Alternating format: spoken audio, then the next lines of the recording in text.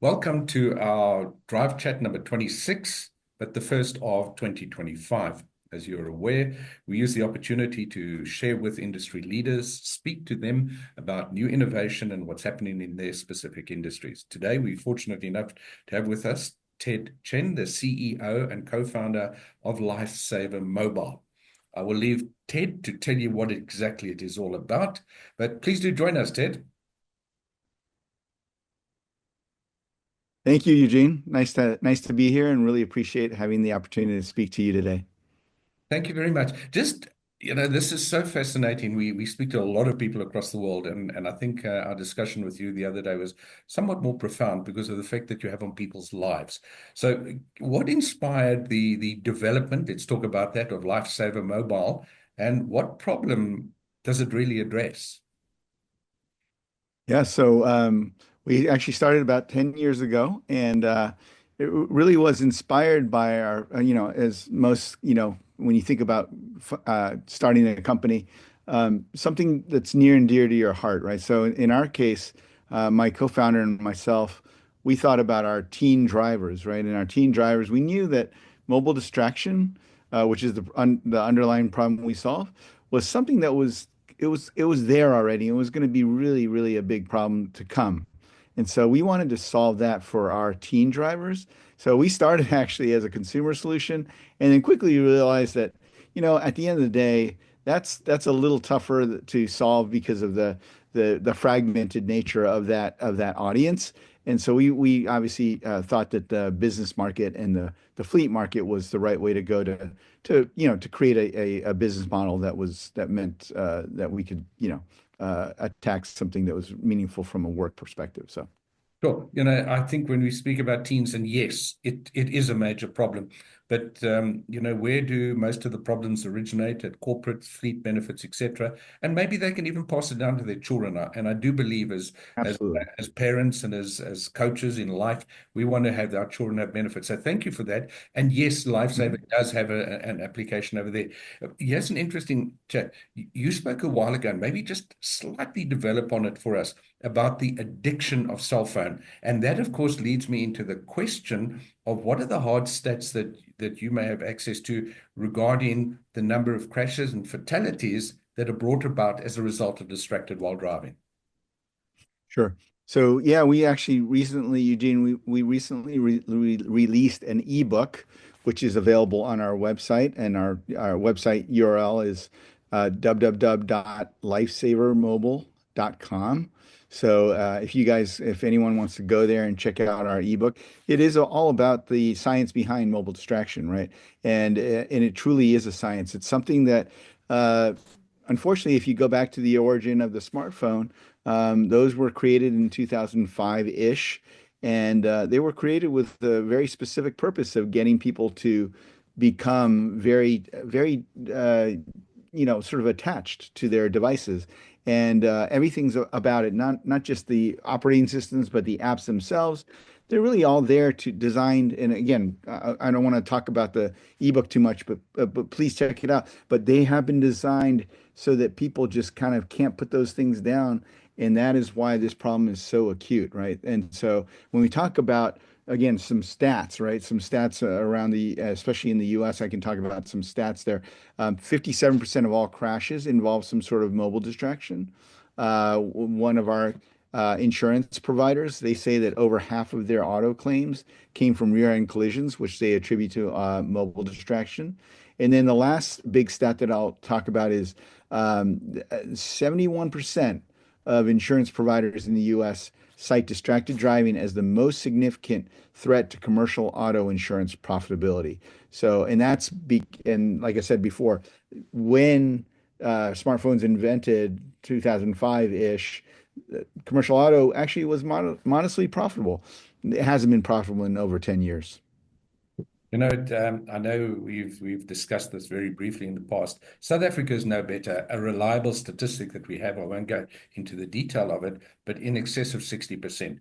So what Mm. concerns me is people make reference to 25 or 35% as the thing. And then they want to hide it under the fact that distracted while driving also includes other things. And yes, absolutely.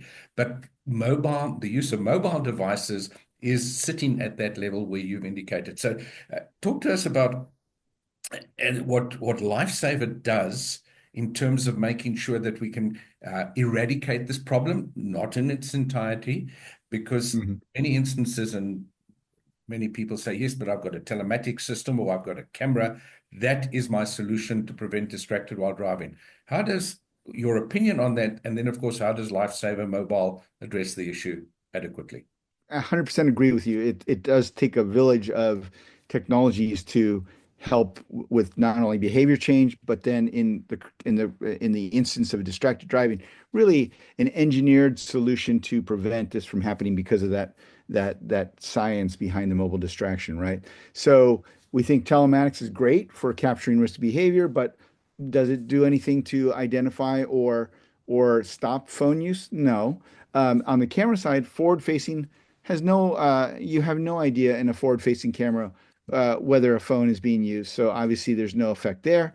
And then driver-facing, again, when a fleet is fortunate enough to be able to overcome some employee objections or union objections, they still will do it, right? There's that science will still occur. People will still want to do it, and of course, there will be some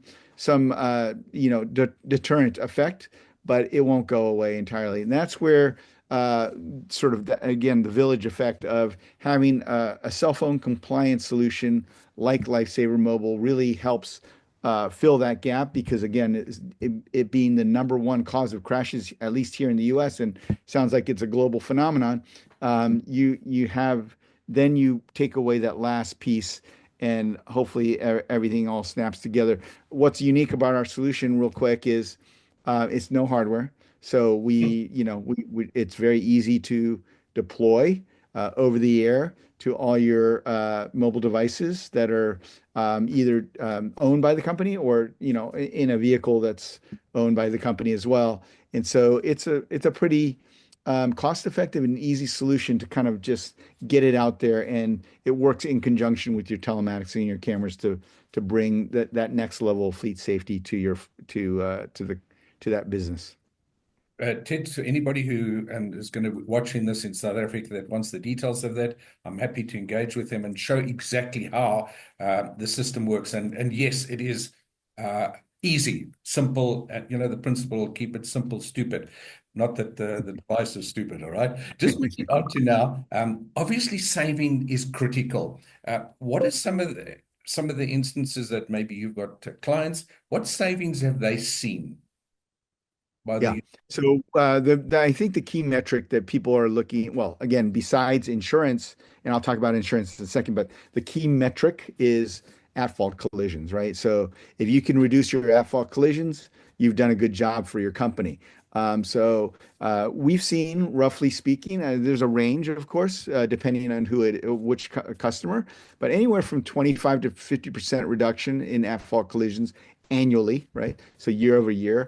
Um, and some of our, as the fleet size grows, of course, then you're not going to get all of them, right? But at the smaller end of these customers, some of them have clean records altogether, meaning they haven't even seen one at-fault collision, which is amazing, right? Of course, the problem of insurance is the other metric that people want to move the needle on. And unfortunately, like I said, in the US, it's just so hard because everyone's losing money on auto insurance that even if you have a clean record for that insurance year, it doesn't help you. In many cases, it doesn't help you. Now, I'm not saying across the board, but in many cases, you're still seeing an increase in your premium, which is unfortunate, right? Back to the cost savings, of course, beyond the at-fault collisions, there's all these downstream effects, right? Vehicle uptime is increased, employee workers' compensation and health, is increased. Workers' comp costs are decreased. And of course, we'd love for the fleet insurance costs to go down, but that's the one that's really hard to impact. And then, of course, the liability is reduced as well. So those are some of the savings. And of course, lives are saved as well. So let's not forget that. And I know it's one of Absolutely. the driving forces with LifeSaver Mobile, which is just a parting message that you would like to share with viewers. By the way, if anybody cannot access the science behind cell phone addiction of the website, please, they're happy, drop us a note on our website and we'll mail them a copy. And then, of course, there's also what's really interesting, and I know we're working on it together, your ROI. So people need to determine what the return on their investment is for this negligible amount that they'd be speaking. Parting message, Ted, for you, please. Yeah, I just think that, I think fleets and consumers, all drivers in general, probably need to understand that there is a safer way. What we don't do, and what I want to make sure that people understand is we're not putting employees into a cocoon where you just can't communicate with the outside world. We understand how impractical and how difficult that is for everyone, right? So what we're trying to do and what our solution does is really force a better behavior from. And when I say that, I really do mean force because it's not like the user can, if they have choice, they will automatically fall back to what's comfortable, and that's obviously driven by the addiction, right? So we force a better behavior and that safer behavior while maintaining productivity really does a good job of increasing or reducing your at-fault collisions. Thank you very much for that. Ted, just so, by the way, we've done a lot of research on driver behavior and how to change that behind the wheel, of which distracted rollout driving is one thing. Stephen Fogg, I think Stanford University, there's a formula that he uses, and we see LifeSaver Mobile as one facet of that can affect driver behavior change. So that was Ted. Thank you very much for joining us. Please, Ted, we're going to say goodbye to you as we conclude this, and we'll pick up with you on another occasion for another episode of Drive Chat. So, folks, that was number 26, and we wish Ted and LifeSaver Mobile the very best. Until we meet again, please drive safe and don't be distracted while you're driving.